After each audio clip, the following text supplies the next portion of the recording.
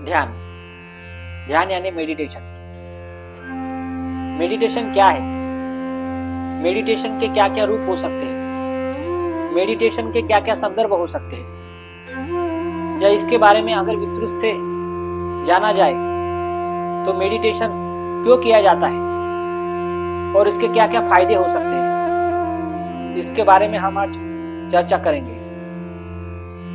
तो ध्यान एक संदर्भ है, ध्यान एक विधि है, ध्यान एक ऐसी विधायक विधि है जिसको हम अपने जीवन में अगर अनुसरण करेंगे तो हमें उसके बहुत लाभ प्राप्त होंगे, हमें उसके बहुत विविध प्रकार के जो ऊर्जाएं हैं वो साध्य हो सकेंगे। जीवन में अगर हम ध्यान को अत्यधिक महत्व देंगे तो हम जीवन में हर प्रकार की कष्ट या तनाव से मुक्त हो सकते हैं। जीवन एक ऊर्जादायी बन सकता है। जीवन को हम नई सौंदर्य दृष्टि से देखने का प्रयास कर सकते हैं। आज हम देखते हैं समाज में बहुत तरुण, बहुत युवक, बहुत लोग डिप्रेशन में जा रहे हैं।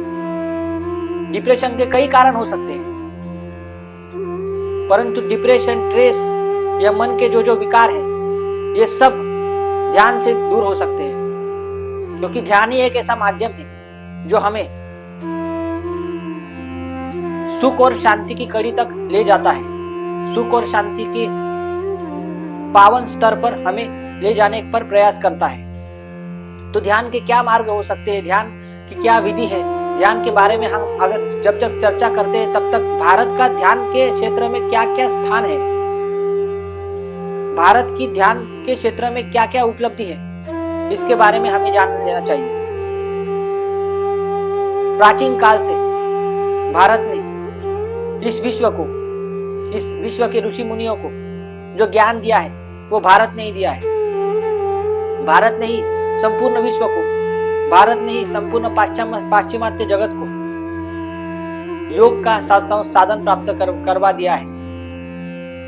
मतलब अष्टांग योग का मार्ग है, ध्यान योग का मार्ग है, ज्ञान योग का मार्ग है, स्थिति योग का मार्ग है, चित्त योग का मार्ग है, प्राण योग का मार्ग है। इन सभी योगों का जो जनक है वो भारत है, हम यह कह सकते हैं। तो भारत में ही अगर इसका उत्थान हुआ है, भारत में ही अगर इसका निर्माण हुआ है, तो भारत से के ही लोग इससे क्यों वंचित रहे?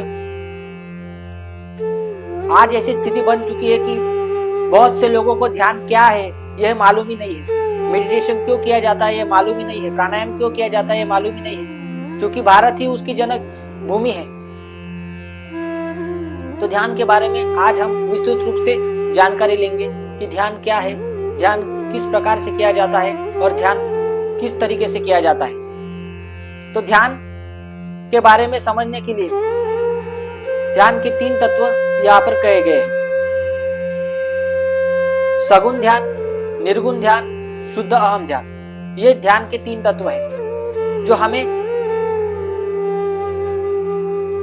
हर क्षेत्र में आगे बढ़ने की प्रेरणा देते हैं, हर उस विषय में आगे बढ़ने की प्रेरणा देते हैं। तो ध्यान सर्वार्थ साधन। पुराणों में, वेदोक्त में कहा गया है कि ध्यान एक साधन है, ध्यान एक आचरण है, ध्यान एक विधि है, ध्यान एक विधायक विधि है, ध्यान एक स्वरूप है। हम ध्यान के स्वरूप को अगर चिकित्सा के ढंग से देखेंगे, संशोधन के ढंग से देखेंगे, तो ध्यान एक अपरिव्राज ऐसी स्थिति है जिसको हम चित्त वृत्ति निरोध ऐसी अवस्था तक ले जाने तक का क्रम प्राप्त कर सकते हैं। चित्त वृत्ति निरोध क्या है? हमें अपने चित्त की सब वृत्तियों को निरोध करना है, अपने हर चित्त की वृत्तियों को स्थिर करना है। काम, क्रोध, लोभ, मोह, मद, मत्सर या असुर विकार, इन सब विषय विकारों से दूर करके हमें अपने चित्त को बलवान करना है। इसी को ध्यान कहा जाता है। तो ध्यान के संदर्भ में हम जब बातें करते हैं तो ध्यान में धारणाएं आती है, ध्यान में विविध प्रकार की अवस्थाएं आती है, ध्यान में विविध प्रकार की चेतनाएं आती है, ऊर्जाएं आती है, जो व्यक्ति के चेतना स्तर को एक आयाम से दूसरे आयाम तक ले जाने तक का प्रवास करवाती है।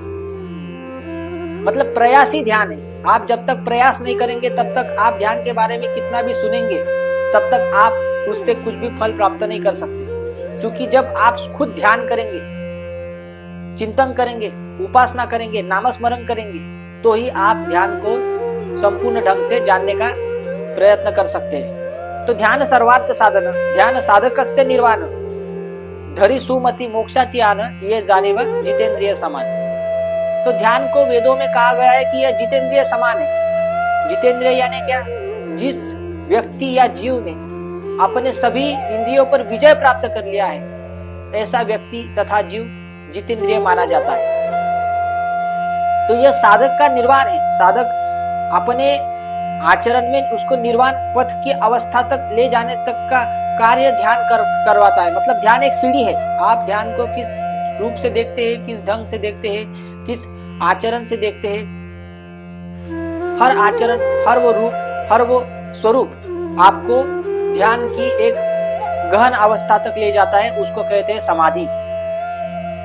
तो सगुण ध्यान, सबसे पहले हम शुरुआत करते हैं सगुण ध्यान से। तो सगुण ध्यान क्या है? सगुण ध्यान यानी क्या? मूर्ति पर ध्यान करना, किसी भी मूर्ति पर अपना चित्त विकसित करना।